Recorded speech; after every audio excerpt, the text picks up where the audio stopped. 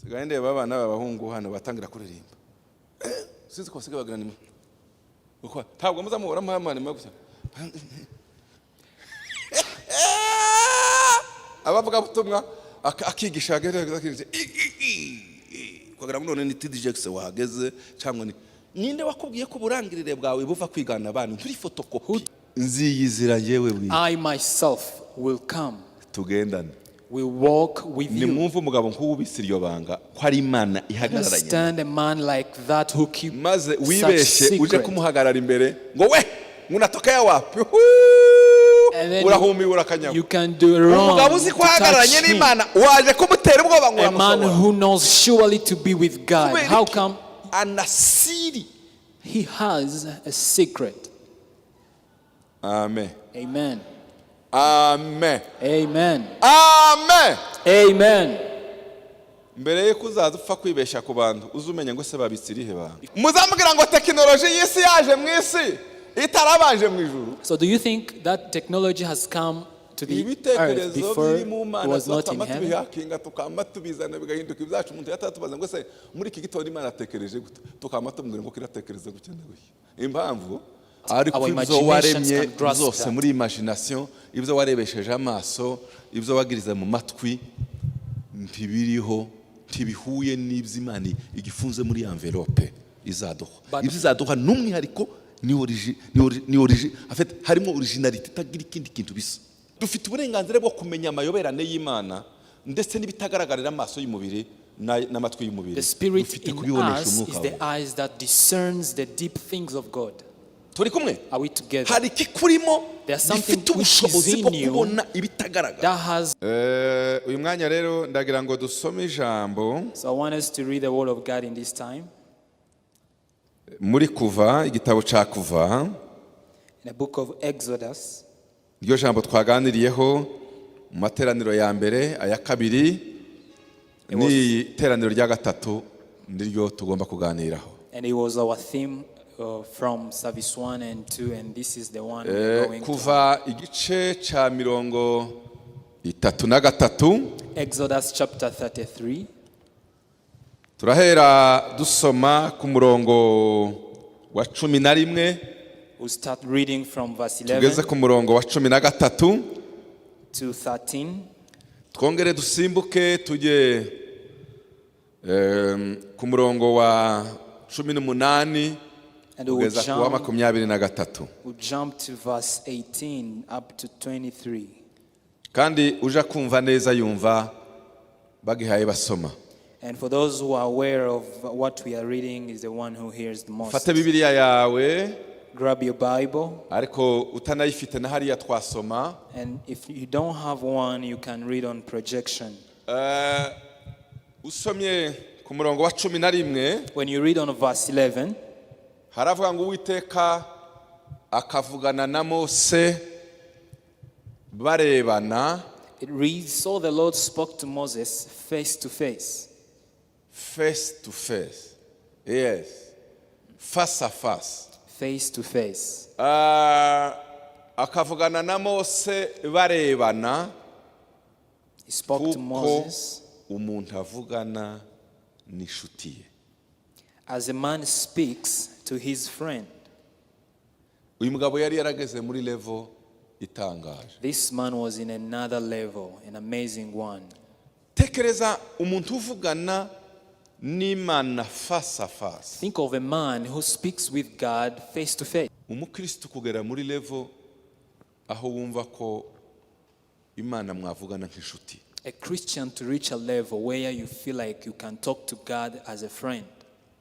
Ese muzi impamvu bavuze ngo akagera igihe avugana n'Imana barebana nk'inshuti? Do you think of a reason why they mentioned to speak, to talk to God as a friend? Buriya nta bantu muri iyi si bakagombye guhuza nk'umugabo n'umugore. Normally there are no people who can have unity as a man and woman. Kuko nibo bagirana nta handi hantu wari wumva mu isi abantu babiri babita kuba umuntu umwe. There is no any other place in the world where they call two people to become one. It's not just one body, but it's one bishaka person. kuvuga ikintu kuvuga ngo bagomba gutekereza kimwe. What does it mean? It means they have to have the same mind, the same kuko vision. ndi umuntu umwe ndi jewe Because twababa mwo babiri we are ngo one person, we ningenda cannot be gutya two. ngunda gende gutya ntibishoboka I kuko ndi cannot umuntu go umwe ngenda ntya nuko nyine. I cannot go in one Niba ngiye mu direction. buryo naho ngaho. If I go on the right, is the right one. Ariko iyo muri babiri murasobaganya hari igihe ushaka kujya aha ugasanga undi yagize gute yagiye yanga. But when we are two, it's difficult to have the same direction. Impamvu navuze aho Why am I mentioning ndagira ngo this? mbereke ubushuti. I want to show you friendship. Wa muntu umwe ari we mugabo n'umugore. That one man who is a man and a woman, Iyo ubwo bumuntu bumwe kuko Imana niko yabivuze. Iyo habuze mu bushuti when there is lack of friendship between a man and a woman, kandi hitwa ko ari umuntu umwe. yet it is called one man or one Donc person, umugabo wawe cyangwa madame wawe whether it's haba umugore wawe wife gusa cyangwa or umugabo wawe husband, aba inshuti yawe, must be your friend, aba inkoramutima yawe. must be your loving one, a dear one. Iyo byagenze gutyo nico gihe muvugana buri kintu cyose nico gihe wumva ko wifuza ko mubana umwanya wose utarambirwa kugeza mu bukecuru kuko se ni inshuti. And when that happens is the time you feel you want to spend much time with him. You have Relation a yindi lot of yose time with him. yabaho So any other relationship that can iyo happen, idafite ubushuti kigira agaciro when kanini. it's lack friendship, it doesn't have value. Kuko abenshi hano muri abaseribateri Because many of you who are nabonye here, you mukiri are still abajene bamwe single, timurashaka you are bashatse in ni your bake. youth ages. Reka noneho mbagarure muzo twese tubamo. Let me bring you back in whatever we live in. Ushobora kugira ababyeyi We might have parents, akaba papa na mama father and mother. kuko bakuzaye.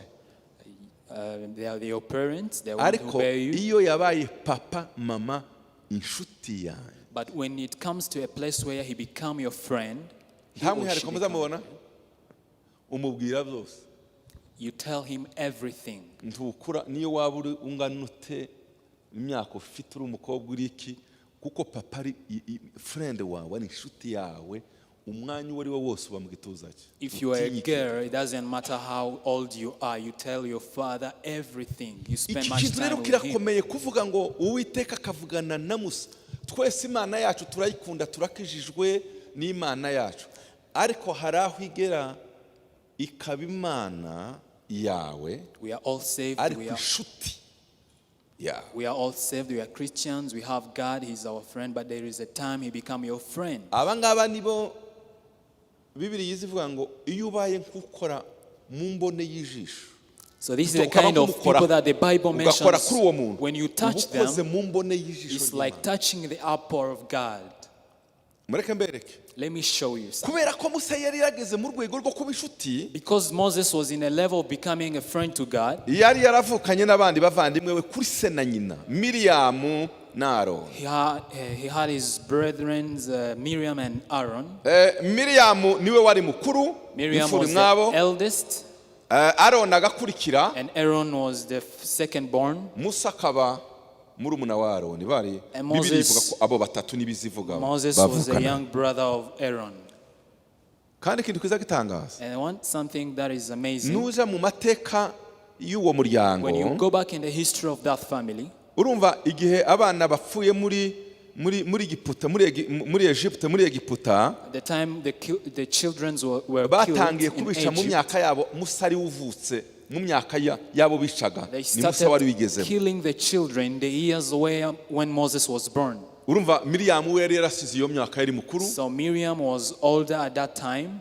Niyo atanabana mukuru bariko bica abahungu Miriyamu we yari umukobwa. Even though she might not be the eldest, it was not. Na Aroni yari mukuru kuri Mose ntabwo yafarapaga niyo myaka yo kuva ngo abantu bariko bica muri ico gihe. Aaron too had no problem in that time when they were killing the babies. Ngo baje kwica kuko Musa niwe wagombaga gupfa muri iyo myaka yararimo nyina aja kumuhisha ku mazi ngo atabona uko apfa nibura hagira umufata. So the time of killing babies, mother of Moses took him to the rivers. Miriyamu And Miriam, gasaza ke gato kavutse azi ahayabona her younger brother, was born. abandi bose barataha bamaze kumushira mu gaseke everyone was home after putting him in the iwe basket. yanga gutaha Miriam refused pakarebe to go uko home, musaza we bijya kugenda to remain there and see what will happen to her young bavukana gusa brother. ariko nimwumva uruhare yagize mu mateka y'uwo mwana So understand the impact that she had on the life of umukobwa wa Moses. Farawo aje koga And the time the daughter of Pharaoh akabona came to wash, agaseke and then she saw the bakagenda basket, abakozi bamuherekeje bakaja kugafata and her maids came to took the basket. bagasangamo uruhinja They found a baby there. baravuga ati yo uyu ni umwana w'umuheburayo muri babandi bahaye bica baje guhisha hano. They say this is a Hebrew baby who are being Miriam killed. yari makurikira aha yareba sene yose uko imeze aho yihishe. Miriam was there looking at the whole scenario. Amaze kumubona ko bamuvanye ngo bamufashe. So after seeing that they took Moses, umwana w'umukobwa arahishuka ava aho yari yihishe. Miriam came out from his. Araza yitoratoza. Then she yegereye came. abakobwa baherekeje She abakorera umukobwa wa approached Farawo. the servant maids of the daughter of Pharaoh. Akurikirana ikiganiro bahaye bakora. She listened to the conversations. Nawe participa mu She kiganiro. started participating in the conversation. Atanga proposition. They gave them arabwira ati yo ko muravuga harya ngo uyu n'umwana w'umuheburayo koko nyine n'umwana w'umuheburayo urabona ukuntu nawe nyine niko barapfaga none se byogenda gute. And then she told them, yes, indeed, he is a Hebrew baby. Turacyari kumwe muvuga ngo amen. Are we still together? Noneho apropoje babandi arabwira ati ariko ko mbona wowe ukiri umukobwa n'ubwo uri umukobwa wa Farawo n'aba bakurinda bo ushobora kurera uruhinja wakuzanira umurezi w'uyu mwana. And then Miriam started to propose the daughter of Pharaoh, what if I bring someone to raise this Ati kid? wamubona. And then daughter of Ati Pharaoh bose n'ababonera umurezi. replied, can you find one? And then Miriam said, yes, I Ari can. rukansa agiye kubwira mama we. Then Miriam Mama wa Miriam, mama wa Aroni, mama wa Musa.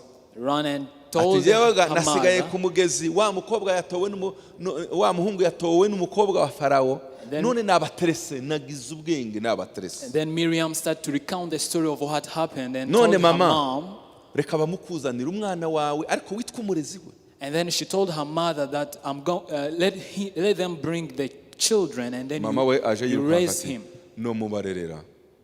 Nimumumpereze. Then the mother of Moses said, I can raise this kid. Ati ndamuguhaye umurere nzaza nza kumusura namara gukura uzamuzana ibwami n'umwana wanjye ngiye umukobwa wa Farawo umugisha. The daughter of Pharaoh gave Moses to her mother. Uko nyina murera amusubiza kwibera nimba yaronkaga yamusubije kwibera ati mwana wanje we urarokosura kagira Imana. And then her mother started to breastfeed him. Ngiye kukurera noneho officiellement. So I'm going to raise you officially ingabo zirinze Farawo nta ukuvuga in kuko such wabaye great umuzukuru wa Farawo. security of Pharaoh Mwana wiwe yari maisha yabuze uko agenza. because you are grandchildren of Pharaoh. Akamuganiriza rero. And then she started talking to Moses. Ubona ko uza amateka yawe. Do you know your history? Narakubyaye. I bear you. Abahungu batangira kubica. And then they start killing boys. Kujana hariya ku nyanja. I put you on the sea. Imana ikugirira neza utorwa n'umukobwa wa Farawo. And then the Lord did good to Ko ndakurera. Ko ndakurera. I'm raising you. Ndi nyoko. And I'm your mother. Ariko nderera umukobwa wa Farawo ngo wabaye uwe kuko niwe wagutora. But raising you on behalf of the daughter of Pharaoh because she's the one who took you. Uzi kuba umuzukuru wa Farawo. Do you know how much value of being a grandchildren of Pharaoh? Uzitwa umunyagiputa. You will be called an Egyptian. Ariko nturi umunyagiputa. Ntabwo uri umunyagiputa. But you are not an Egyptian. Uri umuyuda. You are a Jew. Kandi ikintu wabwiye umwana akiri muto And ntikiza the kiva thing mu that you told your kid while he's young, uzamerute ariko inkomoko yawe wajanywe hariya n'amateka inkomoko yawe uramuheburayo. go there and do whatever, but remember that you are a Hebrew. You are umwana a Jew. arakura aragenda And then the agiye children was ibwami raised, they took him to the arigagira palace. imyaka 40 ari mu mashuri ararangiza ubwenge bwose bw'abanyagiputa ategurwa kuzaba umwami aba umwana mutekeze umwana wa nyakubahwa zose arazuzuza pso. Until in his 40s, he was trained, he was educated, until he was trained to become a king. Imbuto bamubibzemo akiri muto. And then the seed they saw in him while he was still young, kumenya uwo ari we. to know who he is. Umunsi umwe arasohoka. Then one time he went agiye muri outside promenade no kwitegereza igihugu in kuko a promenade to terrorize security y'igihugu aratembera nk'umwana wa nyakubahwa. Then he was walking as a child of a king. asanze ba bandi bene wabo abaheburayo bahe bakora amatafari umunyegiputa akaramukubita. Then he found an Egyptian Mbata amatafari make wabaye beating uko the yigira Hebrew woman. n'abakubitirwa ubusa gusa kubera ko ari He imbata. was beating them without any reason. Ayiwe musabira murya. And then Moses was shocked. Abwira wa munyegiputa atariko And then he bagize told uko babumba an Egyptian. amatafari none mubicishije n'inkoni. Urumva karavuga ngo umwene Farawo munyegiputa wuzuye. How comes are you beating someone who is building the bricks? Undi ati uje hano gute? And then the guy replied, how comes are you talking Musa to yari me? igihangange. And then Moses was a very strong Yari man. yarize ubwenge gusa. He was never only educated, Ariko nje nzanabitekereza muri karaktere y'abantu. but I often think in the character of people. Yaradedemangaga.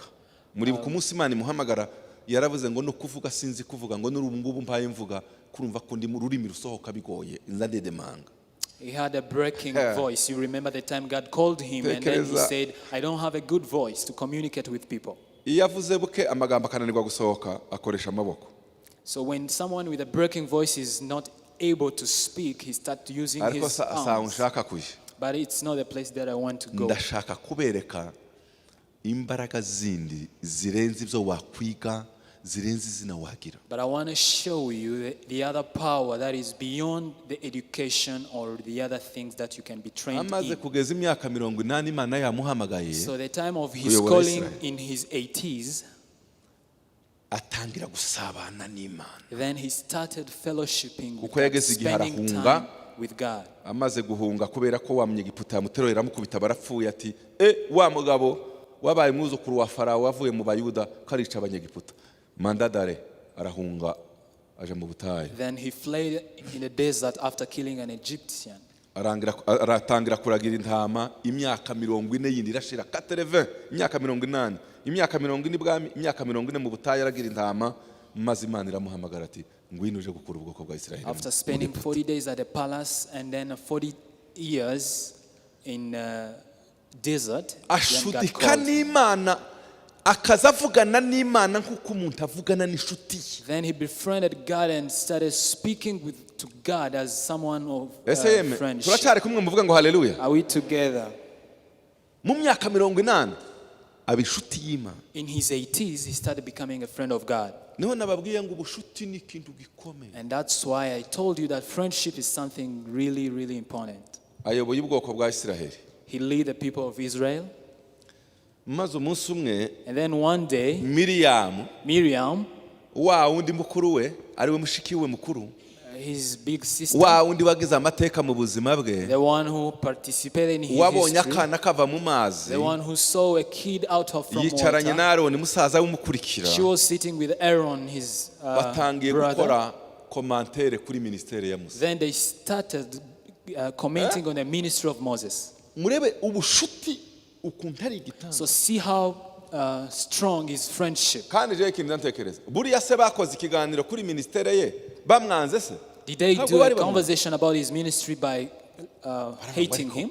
No. Aka kana twabonye kavuka ubu nyine gasigaye kavuga nyine nta ukimuvuguruza ngo cyavuze cyose dukurikire turi bakuru be ntaco. D'ailleurs yashatse n'umugore w'umunyamahanga. Then they started questioning the leadership of Moses. Ubwo kizi cyo yari yatangaje hari abantu bazabagira ngo none iby'Imana nibyo twaganiriye mu gitondo ngo birashingira ku muryango. Hari ibintu bigusiga iby'umwuka si iby'umuryango. Iyo umwuka avuze ngo ni iki si famille so nta intervena mama nta intervena nta wintervena. So when the Spirit is leading you, there is no intervention of family, of your brothers and or sisters. Bavuze nde inshuti ye. Then they started murmuring about Moses, the friend of God. Bakoze commentaire kuri ministeri. They started commenting on the ministry of Imana Moses. izavugana nawe gusa twebwe gusa twumva ibyo avuga. How Ikidayera afite umugore w'umunyamahanga.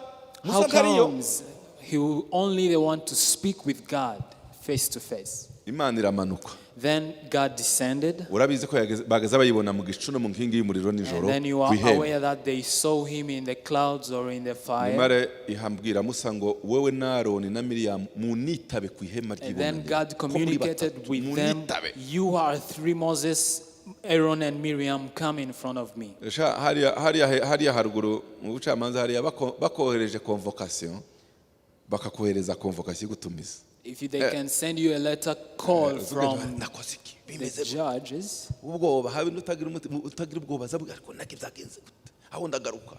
So when you are called to court, it's scary. You started wondering what happened to you. Niyo uzi kutagiza amakosa iyo ibonye polisi ageze ati ukabona izindi aratambuza.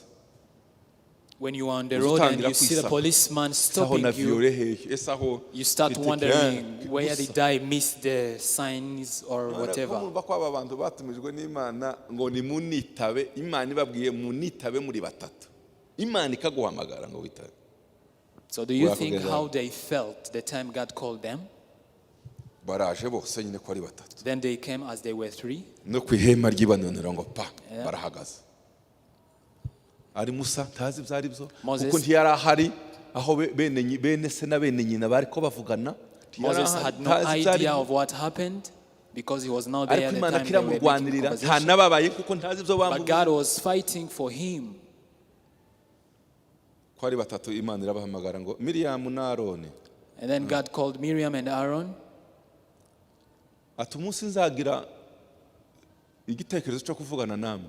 The time I'll be having an idea of speaking to you, kakigira gusa ngiye. Just having an idea of talking with you. Ni uri cyo nzabafasha muzarota musinzire murote muzaryama musinzire murote gusa. What I will allow only, maybe you have dreams, you will nabyo sleep and have dreams. Muzaba mugize umugisha nimbarote. That will be a great favor also. Ati uwo mwatinyutse kuvuga uwo ntazarota. So they nzavugana nawe face à face. Ko murumva mwavuze mwebwe privilege yanyu mworota gusaki naho uyu Mose nzavugana nawe akanwa kukundi. You will be having dreams only, but the person that you have a conversation with, I speak with him face to face. Naje kubabaza. So I came to ask you, icyatumye mutinyuka why umugaragu wanje Mose. Why have you speak against my servant Moses? Ahangaha niho nzantekereza nkavuga ngo then this is the place where I wonder, ntuzirirwe urwana n'abantu. Do not fight with people. Uzashaka ubushuti n'Imana. Just find friendship with God only. And then keep quiet. Whatever what will rise against you, God will fight them. Ntukirirwe wirirwa hey bangize gutya ndakurahiye Imana yakwishimiye. Nta muntu numwe wakwitanga imbere kuko birizivuga ngo Imana iri mu ruhande rwacu umubisha yabande. Because the Bible says if God is on our side, who can be against us? Uyu Musa yari igitanga. So Moses was an amazing person. Nawe karumvira ibintu aho and Moses was hearing such testimony on the ground. Kompa numva byabakomeranye mwavuze iki? And then he might be asking them, what happened to you? What did you do? Uko Imana ibihanije na Musa bose barahagaze. Moses was with his brother and sister. How comes are you maze ngo Imana irahindukira. And then God turned around. Kuri uyu muntu amaze gucaha abantu mu burakari bwinshi. After rebuking them with a fierce anger, then God turned around as if he was going. Miriam yamabemba aho kuva ku mutwe ku birenge agaza ku mutwe. And then Miriam started becoming a leper. Musa arahindukira ngo aje kureba mushiki we asanga yahindutse ibibembe gusa. And then Moses, when he was turning around to his sister, he found that she was already with leprosy. The time God was turning around, then Moses started speaking to God. What is this? No, I cannot support to see leprosy on my sister. And then Moses, the time he spoke, God turned again and asked him.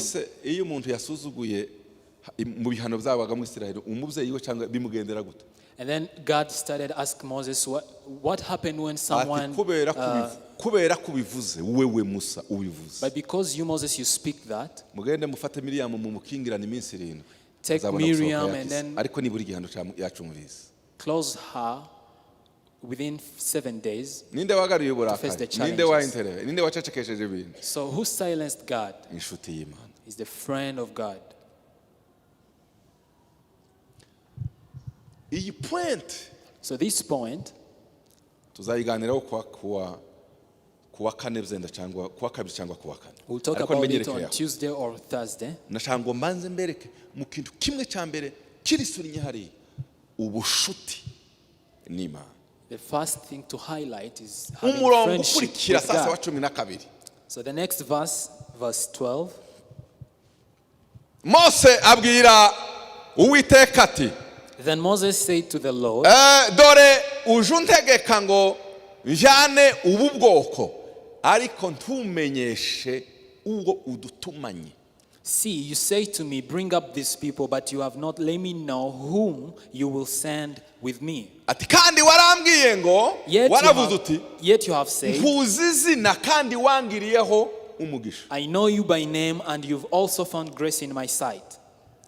Ijambo naryo rikomeye dufata hariya The other strong word that we see kuri there uwo murongo wa 12 in the 12th verse, ko wampaye inshingano you gave me zo responsibility kujyana ubu bwoko, of bringing up these people, ariko izo nshingano zikurikirana n'uburenganzira. but this responsibility goes with my rights. Hari ubumenyi nkeneye, I need such kind of knowledge.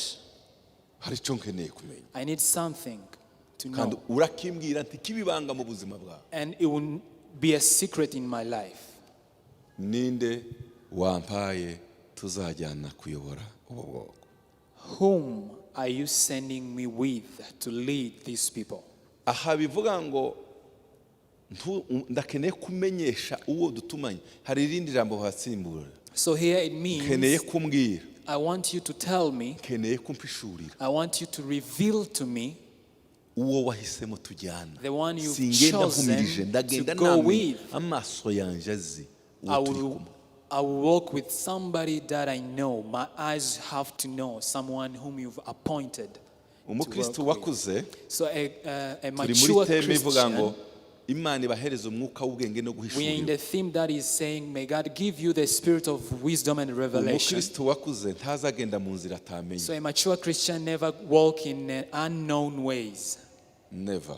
Never. Umukristo wakuze A mature Christian ntaza yinjira mu kintu atazi uko giteye n'icyo Imana doesn't ikivugaho. step in something if he or she Impamvu. doesn't know what God spoke about it. Ufite uburenganzira bwo kubaza Imana ikakubwira. Why? Because you have rights to ask God what he's having for you. Turi kumwe? Are we together? Tekereza, Think of this. Musa yari yahawe inshingano, yabaye nome Moses was nominated by umuyobozi God, mukuru wa Isiraheli. given responsibility to lead the Yari people of kubwira Isiraheli ngo Israel. Imana yampaye ubuyobozi bwo kubayobora, nimuze tugende. He might have said, God, Aho. I'm responsible for None you. se urwo Come and rugendo walk ugiyemo together. rumeze gute, ruteye rute, ufite ayahe makuru kuri rwo? How much are you informed about this journey? Ufite amaso yo kumenya Do you have the eyes to inzira ugomba kunyuramo understand, n'icyo Imana ibivugaho? to know the ways to pass through and what God is speaking to you? Ni uburenganzira bwawe. And that is your right. Asifiwe, Praise God. asifiwe. Praise God. Ngizi imbaraga twebwe dufite abantu bizeye. This is the power which we possess Tuba for mu us who kintu believe. tuzi uburyo gitangira n'uburyo kizasoza. We be in something that we know the beginnings and its end. Iyo ngiye kuganira cyane nza nkunda gukora les exemples ku rubyiruko. So I love giving practical examples. Abantu bashobora kukubwira People might tell you, ngo watinze gushaka, you've tarried to be married. kandi iyo ukoresheje gushaka yaba ari umuhungu yaba ari umukobwa byose no gushaka. So whether you are a boy or a girl, Ubwo being sivanyemo married ntawe is the mvanyemo, same. umuhungu n'umukobwa wese arimo. There's no one who is Imyaka excluded. igeze aha, Everyone is wewe included. kuramera gutya, gituma uzugira gutya, iki niki. Ages are aging. You are doing this Nuba and this, so and muri iyo so. context y'ivyo bihe udafite information, In that context, when you are not informed, tuzahagarara neza, you never stand firm.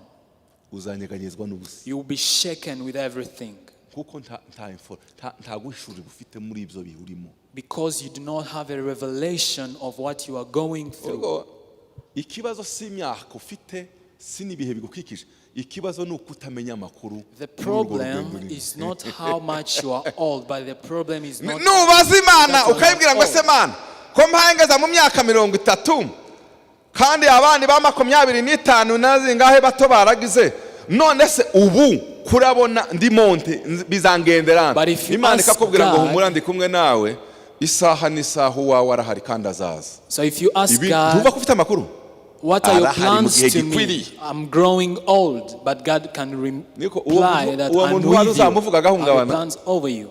Do you think such kind of people can be shaken or whatever you speak to them?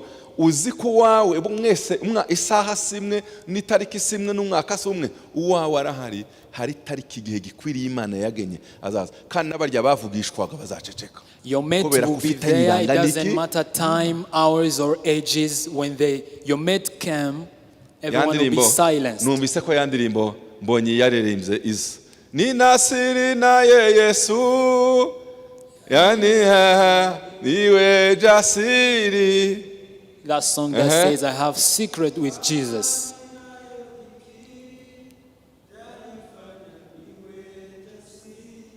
Uko ikibazo musigaye mugira nuko muri East Africa. The problem you have is that you are in East Africa, you don't know afite ibyago ubu yamyihambira zanyigisho zose navuze zose nzihambiriye. The song we just sang just covers all the teachings. Basobanurire. May I explain to you? Ni nasiri na Yesu.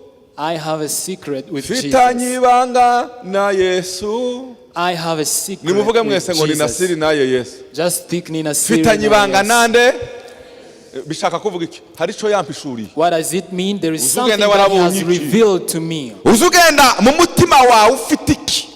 None tegera uyu muntu ufitanye ibanga na Yesu ni nasiri na Yesu. I have a secret with Jesus. Igikurikirana igikinanye semura sinzamenya sinafata mu mutwe indirimbo yewe muzamumbwira Bibiliya sobanurira amaverse ariko ni nasiri na Yesu yanifanya niwe jasiri. Muzi ko bivuga? Do you know what it means? Ibanga na Yesu ni nasiri na Yesu. I have a secret with Jesus. Kuwa nane jasiri nukuvuga ngo impindura umuntu ushize manda, umuntu utagira ikitinya. It gives me boldness to stand firm, to be strengthened. Why? Because you have a secret with who?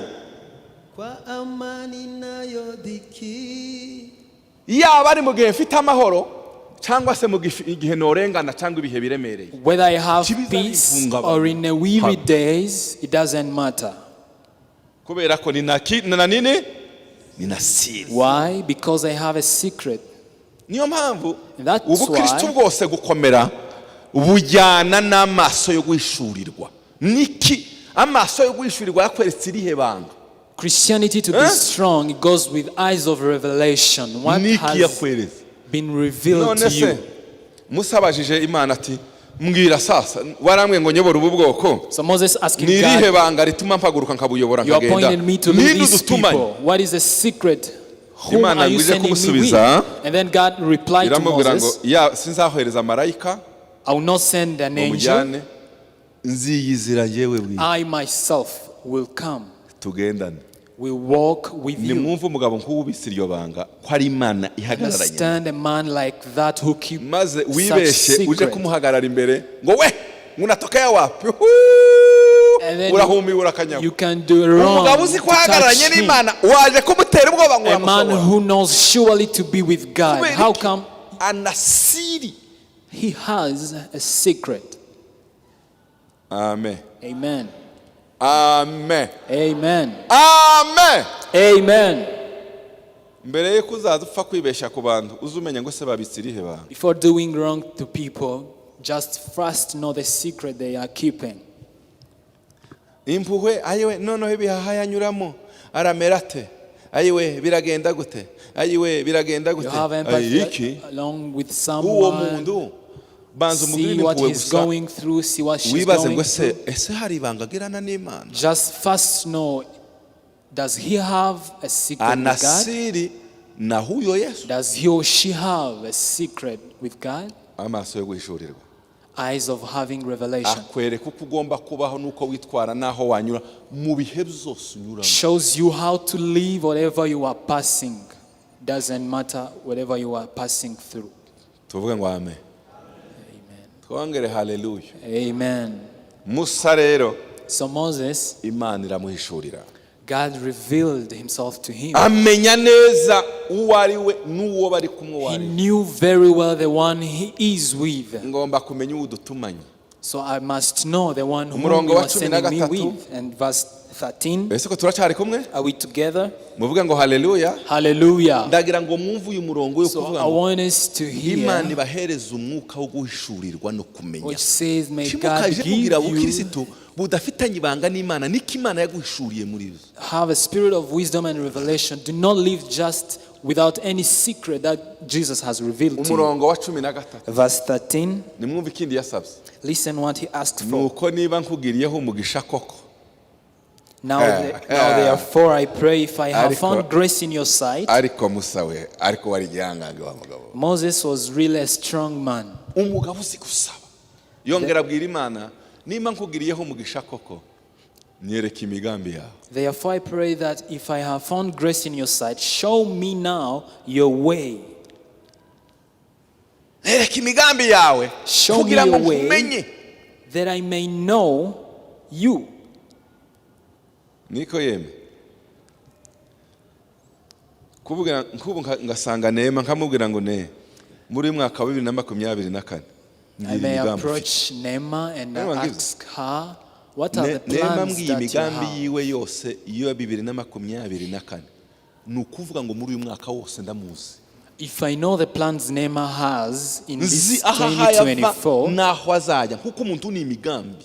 so a man is plans. Whatever you are planning, it uzi kubwira comes you. Imana yaremye ijuru n'isi, ifite So- ijuru ikamenya n'isi n'imigambi yayo kuri babo, ikabwira Imana ngo uko imigambi yawe ingana mu mutima uyinshiremo nyine. So, do you think of a man who can ask God to give him all plans he has? The God who made heavens and earth. Nzatekereza habe n'Imana yazitegereza Musa ikaba ngo ari kuyu mugabo I wonder naramwiyegereje sometimes- uyu nguyu. God could wonder Really young. about Moses. This man is really different.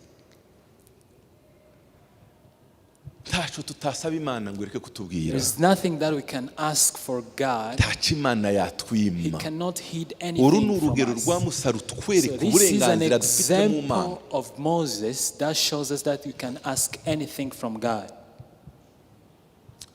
Kandi aravuga ngo kugira ngo nkumenye mbone uko ndushaho kukugiriraho umugisha. That I may know you and that I may find grace in your sight. Kandi ga wibuke yuko ubu bwoko ari ubwawe sinabuyobora ntazi imigambi ufite. And consider that this nation is your people. I may not lead them. Ntabwo nabuyobora ntaci I cy'ubutekerezaho. cannot lead Urashaka them kubuvanahe ngo if I ubushire. don't know your plans about them.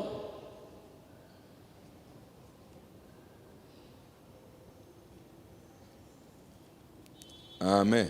Amen. Amen. Amen. Imana ibahereza umwuka May w'ubwenge. God give you no the guhishurira. spirit of wisdom and revelation.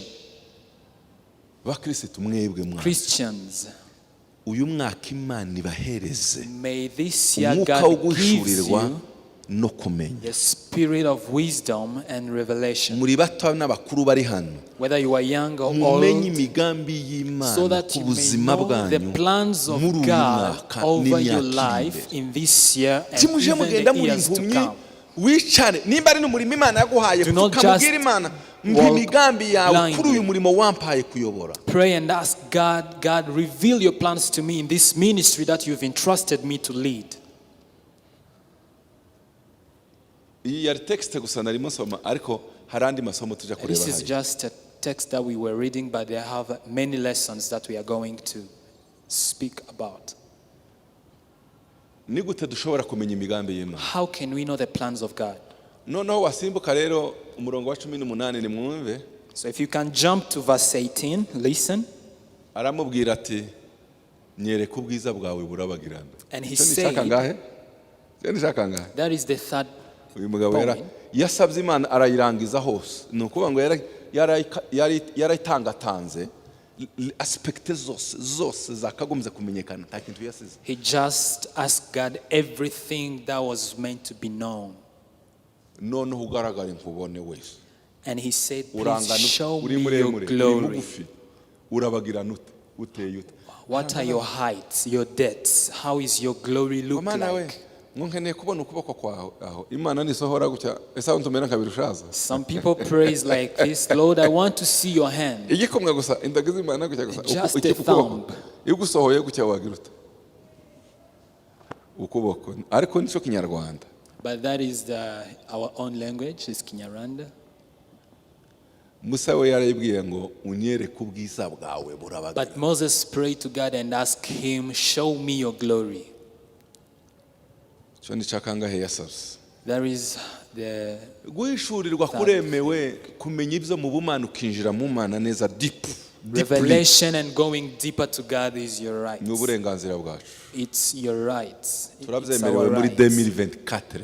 These are our rights in 2024. Turabyemerewe. These are our rights. Kandi sibwo bwa mbere Imana ibitubwira tubayeho kubera ko Imana izitubwira urugendo tunyuramo nizo tugomba gukora. It's not the first time to hear this. We leave everything because God komeza 19. Then when we read on verse 19, noneho nimwumve sasa Imana igiye kumusubiza arangije gusaba. Imana igiye kumusubiza. Listen the answer from God. Uwiteka aramubwira ati ubwanje nzanyuza kugira neza kwanje kose imbere. Then he said, I'll make all my goodness pass before you. Nzivugira mu izina imbere yawe kandi ko ndi Uwiteka. I'll proclaim the name of the Lord kandi before nzagirira you. ubuntu uwo nzagirira ubuntu kandi nzababarira uwo nzababarira. I'll be gracious to whom I'll be gracious and I'll have compassion on whom I'll have ufashiriya compassion. texte If you can take this text, uramusanga mu ibisubizo kuri biriya bibazo Musa yabajije you'll yereka imigambi. find each answer to the questions that Moses Imana asked. yibwira Musa uko iteye n'imigambi ba mu mutima wawe. Then God revealed himself to Moses and his plans. Komeza sinshaka gutinda hariya 20. Verse 20. Ntiwareba mu maso hanje kuko umuntu atandeba mu maso ngo abeho. But he said, you cannot see my face, for no man shall see me and live. Hariho ahantu bugufi bwanje nawe uzahagarare ku rutare. And the Lord said, he is a place by me. Ubwiza bwanje bukikunyuraho nzagushira mu busate bw'igitare ngutwikiriza ikiganza cyanje ngezaho marira kukunyuraho. And the Lord said, he is placed by me, and you shall stand on the rock, so it shall be while my glory passes by. There I will put you in the cleft of the rock, and I will cover you with my hand. Urebe mu mugongo hanje ariko mu maso hanje ntihaboneka. Then I will take away my hand, and you shall see my back, but my face shall not be seen. Biriya byerekana And that shows uburyo Imana iyo tuyisabye izayumva kandi igasubiza ikaduhishura ico dukeneye mu buzima bwacu. how God reveals everything when we ask for, when we are praying Icyangombwa gusa about nuko it. tugira amaso abona. One thing that is important is for us to possess the eyes that see. Twebwe abiki gihe ntitumeze nka Musa So people of our ngo turinde time, gusaba. we are not like Moses, who might need to request.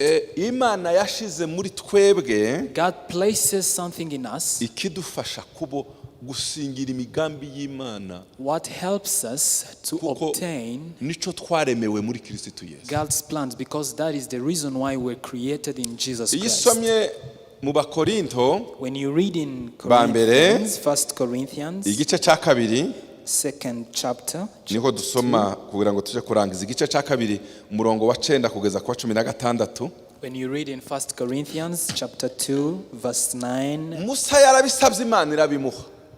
Sibyo? Twebwe turemanwe mu Mana kuba tugomba kugira amaso yo guhishurirwa no kubona Imana. we are created in God to possess eyes that see. Shiraho Abakorinto Bambere igice cya kabiri umurongo wa 9. Let's have 1 Corinthians chapter 2 and verse 9.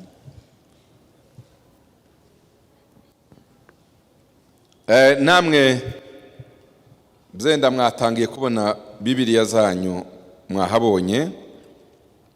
Abakorinto Bambere igice cya kabiri umurongo wa 9. Umurongo wa 9 aravuga ngo ariko nkuko byanditswe ngo iby'ijisho ritigeze kureba n'ibyo ugutwi kutigeze kumva ibitigeze kwinjira mu mutima w'umuntu ibyo byose Imana yabyiteguriye abayikunda. But as it is written, eyes has not seen, nor ear heard, nor have entered into the heart of man the things which God has prepared for those who love him. uriya murongo wa 9 werekana impamvu dukeneye kugira umwuka wo guhishurirwa. Shows the reason why you might possess this spirit of wisdom and revelation. Ni ukugira ngo tubone ibyo tutabonesha amaso y'umubiri. It's for us to see what we could not see with these eyes of the body. None hariya bavuze ngo ijisho ritigeze kureba. So it reads that what eyes has not seen. Ni ayahe maso? What are the eyes they are mentioned? Aya dufite aya. These are the very same eyes that we have. Aya maso yacu hari ibyo amaze kubona. There's something that our eyes has already seen, iby'ijisho ritigeze kureba, which eyes has not seen, n'iby'ugutwi kutigeze kumva, nor ear heard. Twumvise byinshi amakuru Have we atandukanye, not heard many things? n'ibitigeze byinjira ku mutima w'umuntu, notre imagination, nor have entered into the heart of man. Ibyo byose Imana yabiteguriye abayikunda. And all that things which God has Birashaka kuvuga gute? prepared for those who love him. What does it mean? Hari ibindi bintu bihari There are other things birenze ibyo twabonesheje amaso. which are beyond our sight. Hari ibindi bintu bihari There are other things, some birenze ibyo things twumvishije amatwi. which are beyond Hari ibindi our bintu bihari understanding. birenze ibyo twasingirisa notre imagination. There are other things that surpasses our Imagination. understanding, Ni ukuvuga ngo imagination, our imaginations. n'andi maso umuntu agira. So imaginations is other kinds of eyes that can be possessed by someone. Let me show you something. Umujyi utaragera ngo uzutekereza uko usa ukawuha ishusho. You have a portrait, an image of a Icyenda na kane mbere city yuko which you have dutaha, not yet. In 1994, before we came bagaza bavuga ngo home, Kigali. they used to say Kigali, Murabyumva nyine namwe kapitale. the capital city. Umuntu wese yageza yimagine akama yirepresenta. Turayigeramo Kigali irangana. Everyone had this imagination. How Ariko is tumaze Kigali? How kuyigeramo, is it look like? wasanze uko wayitekerezaga muri imagination atari kwisi. But have you found that the very same imagination was the reality?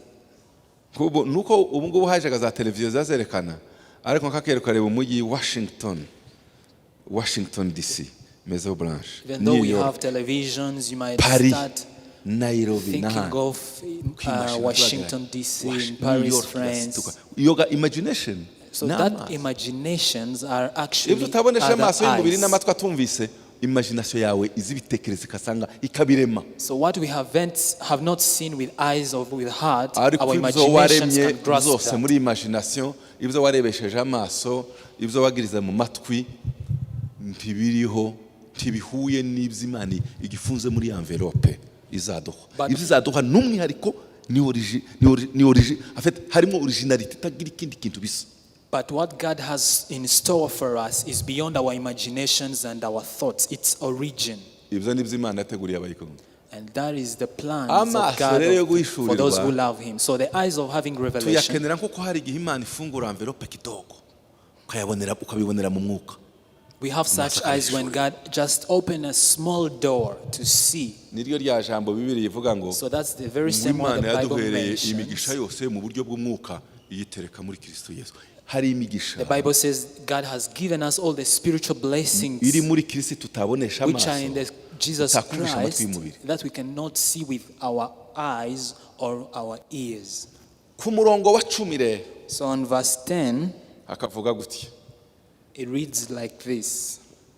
ibyo Imana yabikiye abayikunda, ariko Imana yabiduhishurishije. Icyo ni Ikinyarwanda kirekire. But God has revealed yabiduhishurishije. But God has revealed them to us. Yabitwerekesheje. It means He has showed those things yatumye to us. tubimenya. He made us know that through His nukuvuga ngo amaso aza penetra akareba ibyo byinshi birenze amaso y'umubiri n'amatwi y'umubiri. To see what beyond our eyes of the body. Wagira gucya mu mwuka ukamubibona. We see that through His Spirit. Kuko umwuka arondora byose. For the Spirit searches all things. Ndetse n'amayoberane y'Imana. Yes, the deep things of God. Umwuka Imana yaduhaye, the Spirit that God has given us, niyo maso atuma duhishurirwa. Kuko umwuka turimo dufite uburenganzira bwo kumenya amayoberane y'Imana ndetse n'ibitagaragarira amaso y'umubiri n'amatwi y'umubiri. The spirit Dufite in kubibonesha us is umwuka the wawe. eyes that discerns the deep things of God. Turi kumwe? Are we together? Hari ikikurimo There's something gifite which is ubushobozi in bwo you kubona ibitagaragara. that has power to see. Imana izishura amabanga yayo, Imana izishura ibihishwe byayo, ikabihishurisha umwuka wera. Iyo ufite umwuka wera uza winjiza mu mutima w'Imana, ukwinjiza mu gihugu tutarageramo, umwuka akabibonesha neza, umwuka akabikurura akakwereka. When you have the Spirit of God, when you have the Spirit of God, goes deeper in the things of God and then starts to reveal Jesus Christ in another dimension. Verse 11.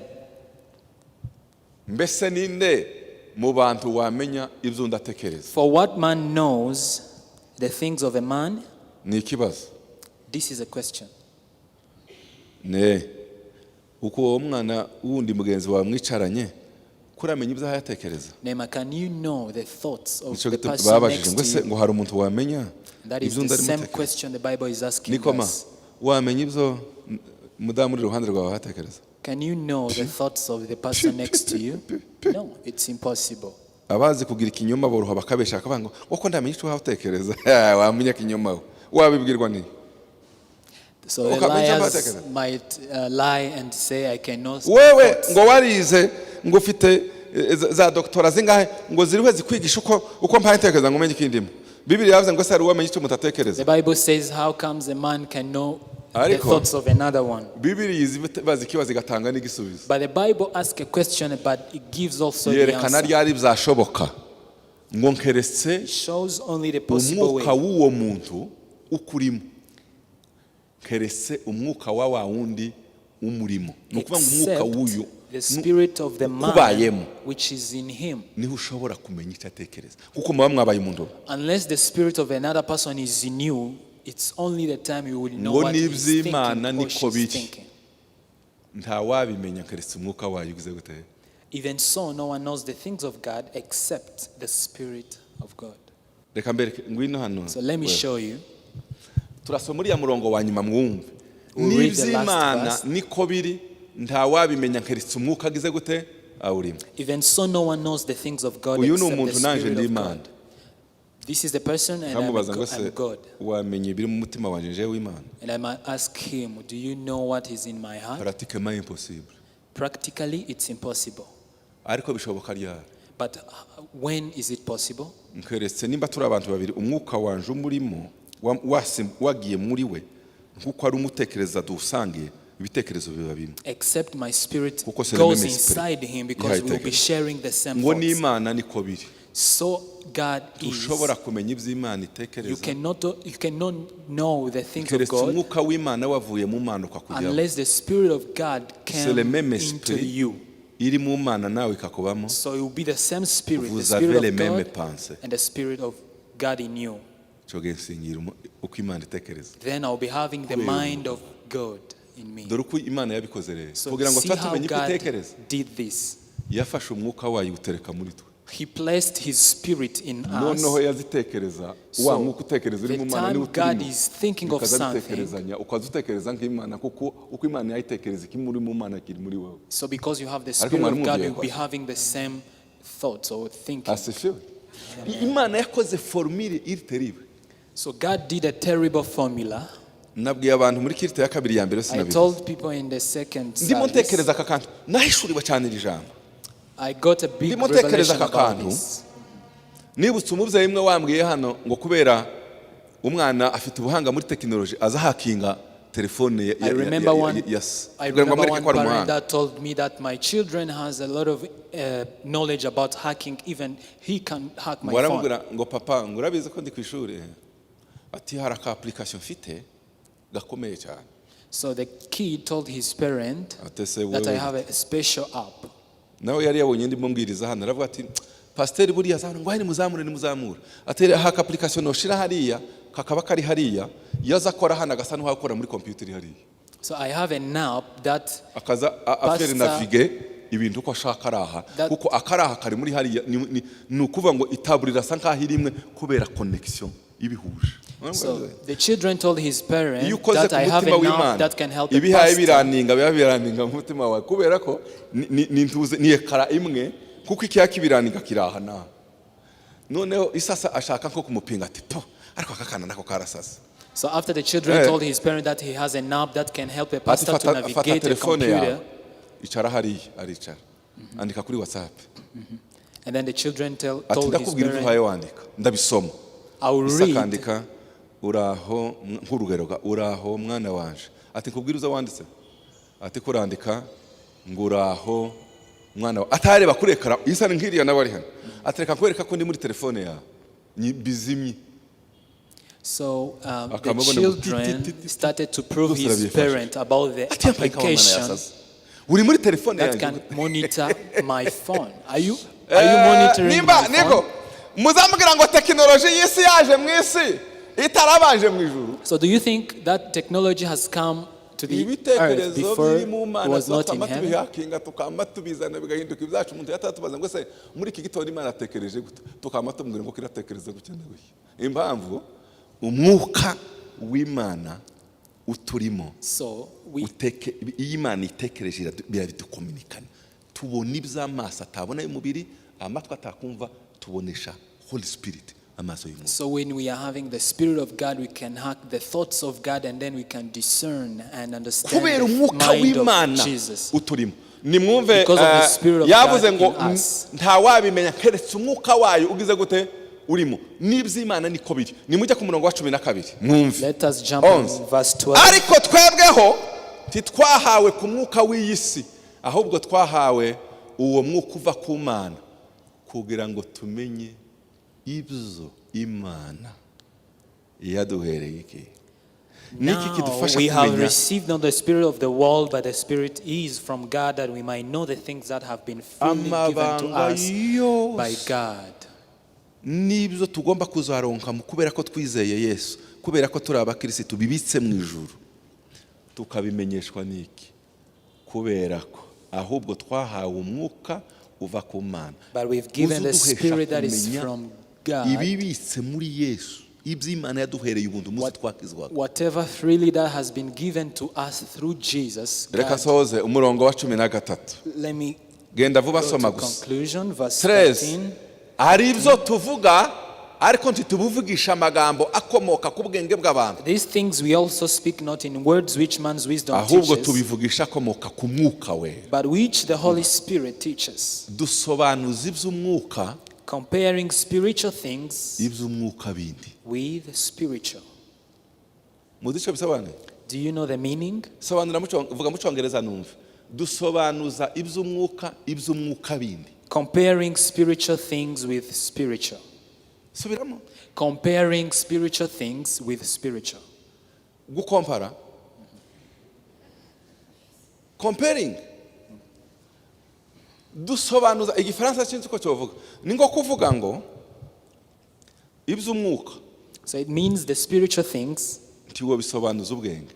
You cannot explain it by just a mere wisdom. Nyuma yo kwiga amashuri menshi iki kintu gishobora kuba kimeze gute. Tiwo bisobanuza experience. You cannot explain that with experience. I lived like this and based on my profession. Never. This is the thing, never. Nimba ushaka kumva iby'umwuka uzasanga umunyamwuka niwe wabisobanura. If you want to understand spiritual things, you only need a spiritual man to get an explanation. Narimo ntanga ingero ingo nyinshi zisenyutse. I was giving an example. Many kubera ko ikibazo kiri spirituel cy'ishurugo bakakijyana muri science no mu bumenyi bw'isi ntikizakemo. Because they are taking spiritual problems to the science realities. Umugore ntakinezerwa. My wife is no longer amereye nabi. Akabwira ngo experience afite muzaje muri honeymoon umwuriza indege muze Dubai mugira amezi 2-3 mu then someone can told you according to my experience ugire gutya nibindi take her to the akagerageza wapi then you can akanezerwa ko bagaruka bagaterana amakofi. Hari umuntu bambwiye ngo yamaze gukora ubukwe baje muri honeymoon ngo bagaruke bakora divorce. There's someone who told me we were married, we went to our honeymoon, then we came and divorced each other. The problem is not lacking of care, but is wisdom. ariko nje nkabahamagara ntanize kubabwira ngo mutanga amafaranga menshi yo kujya hana mbwira amakuru akakubwira n'uyu akavuga ukambwira ngo uzi ikibazo mufite nimutaha mu rugo ufuka mubwire ngo madame pardon. But I can tell you this, that the only thing you need for you to be in unity, a spiritual formula is needed there, just forgiveness, asking for forgiveness. Wewe ukabona umuntu uri mu mwuka karafata ibyemezo hari uko abaye ukamwegera ngo ariko tuzubona kuri igicucu tubuzumva ureka abanyamwuka nibo bamenye impamvu ameze atyo araho kuko ibiri spirituel bisobanura n'ibiri spirituel. Then you can be against him. Are you not full? He is not. He is spiritual. Hari igihe umuryango uzo gutera ko ariko imwana n'igifu twarahombesheje. At some point your family may accuse you are full, you do not have thoughts. Yewe mureke ni uzi cyavugana n'Imana n'ikimana yamweretse ni uzi n'inzira y'agakiza, because he or she knows what he speak with God. Ubu hari abantu mbese bavuga ngo amen. Umva icyo ngiye kugeraho ndakirangiriza ndakisoma ku murongo wa 14 genda 14. We are concluding on verse 14. Arizo 14 ariko umuntu wa kamere ntiyemera iby'umwuka w'Imana kuko arufu kuriwe. The person without the Spirit does not accept the things that come from the Spirit of God. Nuzana iby'Imana yakubwiye n'umuhamagara Imana yakubwiye ukava ngo urabijyana ngo urabikoresha inama z'umuryango ngo umuryango ni ukwemeza gutya uzasosiya abantu b'umuryango batarimo ntibazabigira gutye nuzana umubiri mu by'umwuka. So if you bring flesh things in the spiritual things, it will be a mess. Do you know why our churches today has problems? We've tried to lead with a lot of strategies and knowledge. I don't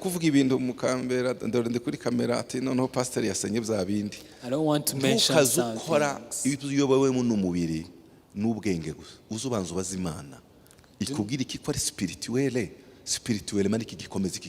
Do not just live by your knowledge or understanding.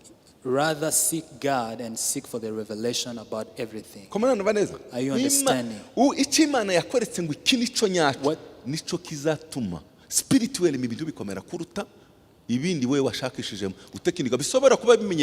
whatever God shows you that this is the right thing, it's the very same thing that will give you assurance of things. But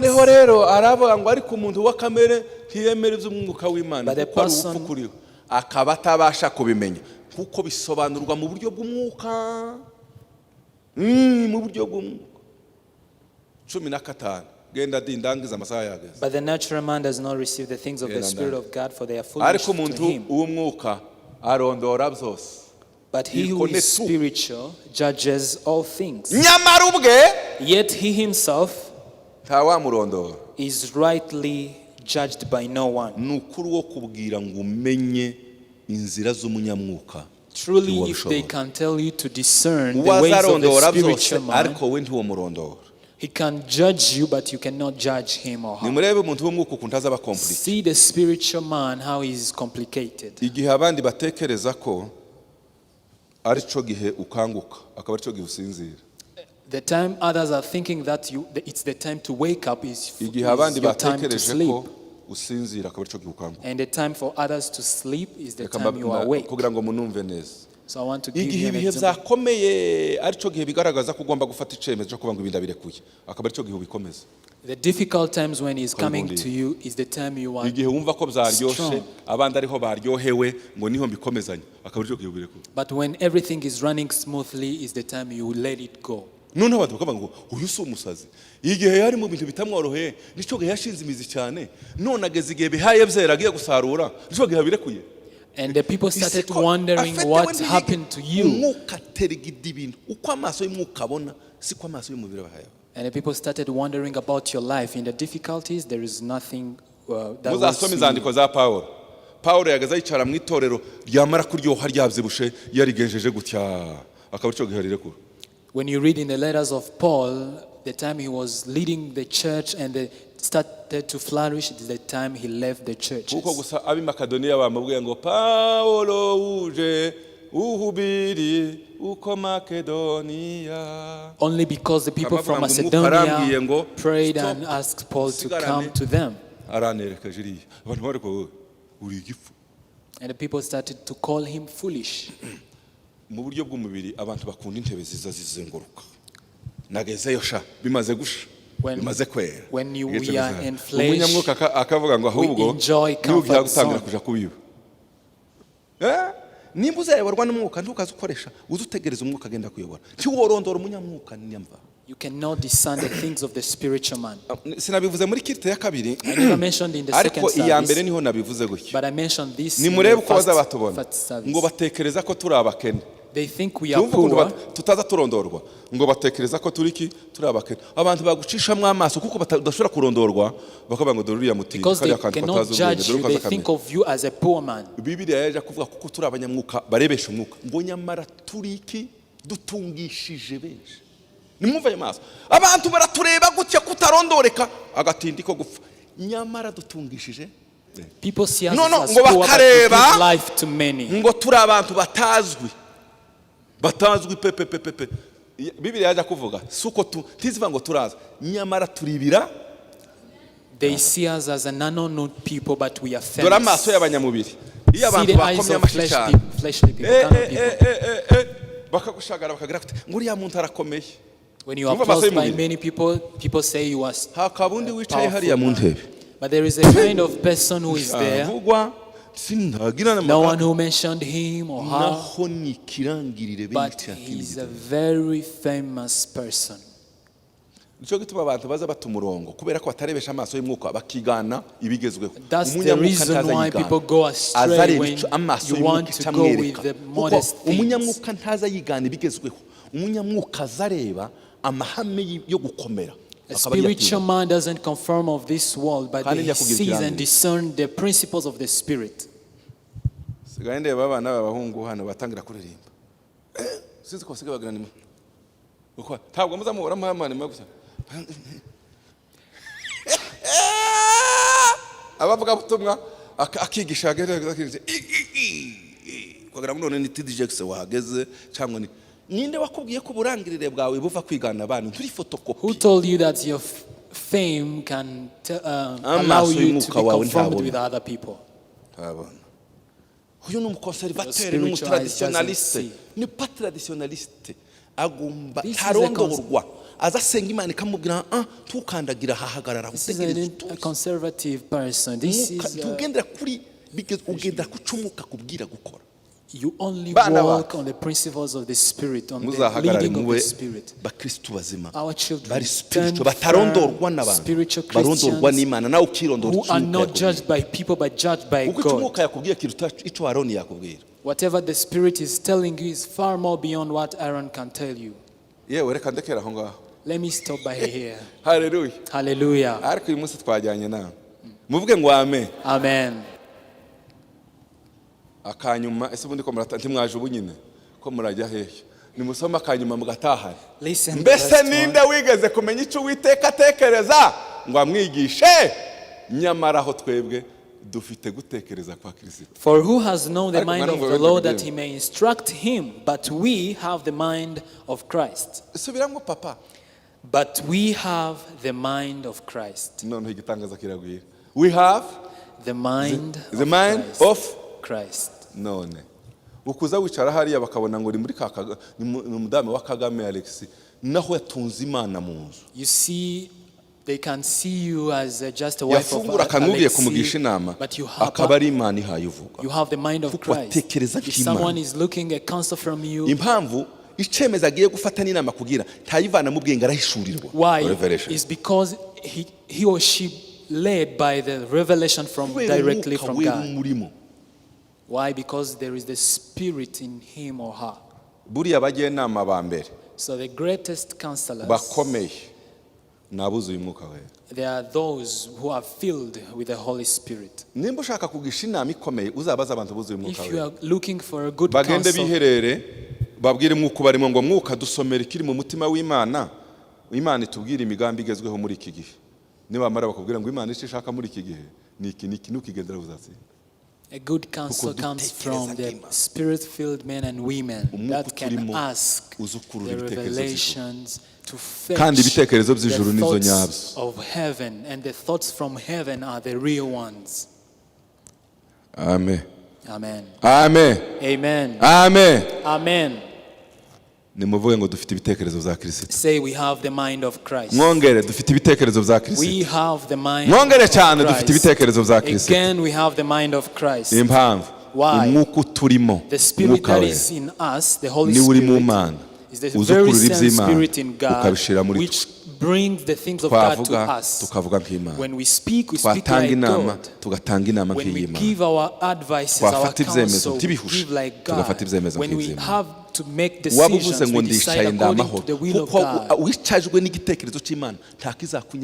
So because we are seated in the will of God with the thoughts of God, there is nothing that will shake you. May God give you the spirit of wisdom and revelation. The Holy Spirit which is in you may be connected to the Spirit of God to know the mind of God. Do not just walk by sight. But when we reach to our limitation, let us have these eyes of the Spirit. We use our knowledge, yes, but to the limits of the knowledge.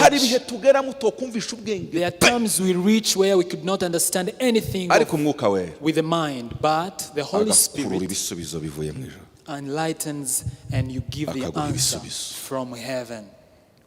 May God do good to you. In the name of Jesus. Amen. Amen.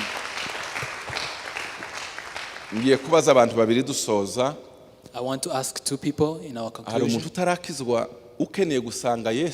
Are you here and you are not saved? So that you can come to Jesus.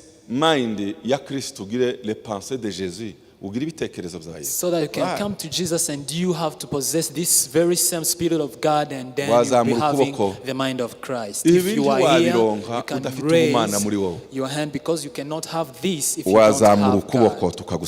You can raise your hand and we pray for you. If you are in need of Jesus, you all have. I'm going to ask the second category.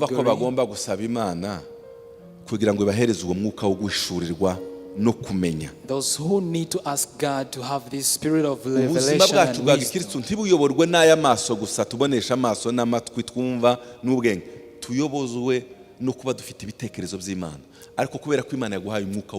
For us not only to walk by sight or just to hear something, but to be led by the Spirit of God. Is there any person here? Please raise your hands as you need to pray. Let us all stand. Grab your neighbor's hand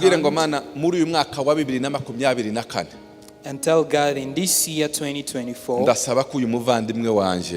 I'm praying for my brother to give him a spirit of wisdom and revelation. Pray for your neighbor. Thank you, Jesus. Turagushimiye kubera uyu mwanya mwiza waduhaye kumva ijambo ryawe. Ayi data we, hari izindi mbaraga, hari ubundi bumenyi, hari ubundi bushobozi buri hejuru burengeye iby'amaso yacu y'umubiri n'amatwi n'izindi ngingo zose zashobora gukapta, kandi n'iby'ubwenge bwacu butashobora gusingira. Iby'umwuka wera turimo waturutse ku Mana uduhesha kugira ibitekerezo by'Imana. Udufashe muri uyu mwaka wa 2024 tugira amaso y'umwuka arondora ibihishe muri Kristo Yesu. Amenya. Haleluya. Kugira ngo tumenye imigambi yawe, tumenye umutima wawe, tumenye ibitekerezo byawe Mana, tubisingire bihinduke ibyacu. Kandi ibitekerezo byawe nibyo birimo insinzi, nibyo birimo imbaraga, nibyo birimo gushobora. Ibitekerezo byawe Mwami, ibitekerezo by'Imana nibwo bushake bwawe kuri twe, nibyo bitugize.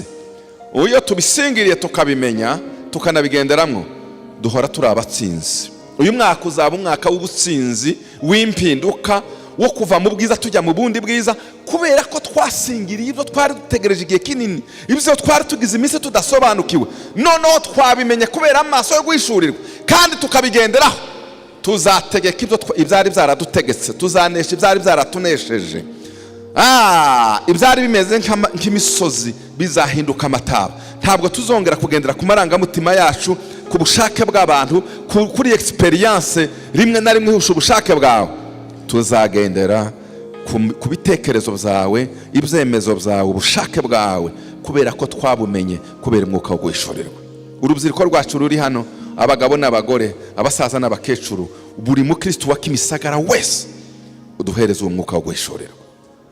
Urakoze, kuko nibyo bizaduhesha intsinzi muri uyu mwaka wa 2024 ndetse n'imyaka yindi yose iri imbere. Icubahiro n'ishimwe, kuratwa no guhimbazwa bikomeze kuba ibyaha. Tuguhaye amashi menshi n'impundu nyinshi kuko gira neza, mu izina rya Yesu Kristo umwami wacu. Amen. Amen.